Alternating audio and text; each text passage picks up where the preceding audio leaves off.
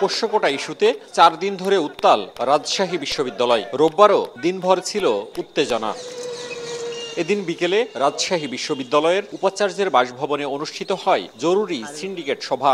এতে স্থগিত করা হয় পোষ্য কোটা। জানানো হয় উপ উপাচার্য সহ অন্য শিক্ষকদের লাঞ্ছিত করার ঘটনা তদন্তে 5 সদস্যের অভ্যন্তরীণ ও বিচার বিভাগীয় তদন্ত কমিটি গঠন করা হয়েছে। গতকালকে যে ঘোষণাটি দিয়েছি যে এটা স্থগিত করা হয়েছে, সেই বিষয়টি আমরা সিন্ডিকেটকে রিপোর্ট করেছি এবং সিন্ডিকেট আমাদের এই সিদ্ধান্তের প্রতি সমর্থন জ্ঞাপন করেছে। উপাচার্য যেভাবে শারীরিকভাবে তিনি লাঞ্ছিত হয়েছেন, এটার জন্য সিন্ডিকেট নিন্দা জ্ঞাপন করেছে। এদিকে সিন্ডিকেটের সিদ্ধান্ত প্রত্যাখ্যান করে কমপ্লিট শাটডাউন কর্মসূচি ঘোষণা করেছেন শিক্ষক কর্মকর্তা কর্মচারীদের একাংশ।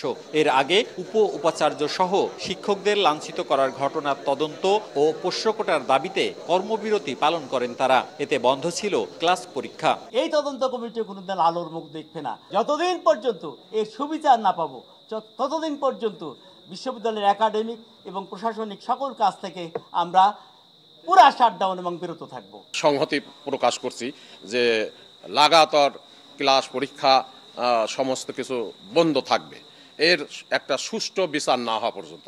পাশাপাশি ছাত্রদের যে দাবি, সেটাকেও আমি বলি যে সেটা আলোচনার মাধ্যমে একটা সমাধান হতে পারত, অনেক আগেই করতে পারত। আন্দোলনের ডামাডোলে রোববার ক্যাম্পাসে দেখা যায়নি রাকসু নির্বাচনের প্রচারণা। পোষ্য কোঠা যেটা কবর দেওয়া হয়ে গেছিল, ওটা কবর থেকে তুলে নিয়ে আসছিল প্রশাসন, তো ওই কোঠাও কি কবরেই থাকবে, ওটা যেন আর উঠতে না পারে। এটার জন্য যা করা দরকার আমরা স্টুডেন্টরা তাই করবো। পোষ্য কোটার মতো একটা মীমাংসিত ইস্যুকে সামনে টেনেই আনা হয়েছে মূলত নির্বাচনকে বানচাল করার জন্য। বলতে পারছি না আসলে কি হবে। এখন এটা নিয়ে একটা সবার মাঝে একটা ধোঁয়াশা তৈরি হচ্ছে যে আদৌ কি রাকসু নির্বাচনটা হবে নাকি হবে না। এদিকে নির্বাচন কমিশন জানিয়েছে যথাসময়েই রাকসু নির্বাচন আয়োজনের লক্ষ্যে প্রস্তুতি চলছে। 25 তারিখের নির্ধারিত তারিখ ঠিক করা আছে, সেটাকে নিয়েই আমরা অগ্রসর হচ্ছি।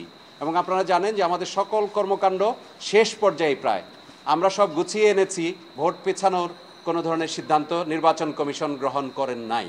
চলতি বছরের 2 জানুয়ারি শিক্ষার্থীদের টানা আন্দোলনে বাতিল হয় পোষ্য কোটা। এরপর শিক্ষক কর্মকর্তা কর্মচারীদের আন্দোলনে গত বৃহস্পতিবার কোটা আবারও বহাল হয়, তবে আবার স্থগিত হলো আন্দোলনের মুখে।